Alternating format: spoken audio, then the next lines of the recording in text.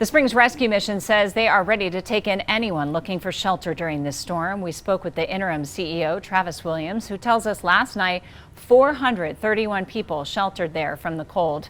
That's near their stated capacity of 450.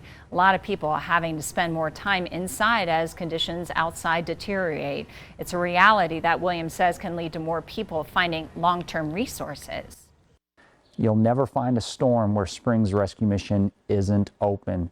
We're always here, we're always serving, we're always encouraging people to take that step forward to find the immediate care that they need, but we're looking at that long-term pathway out of homelessness.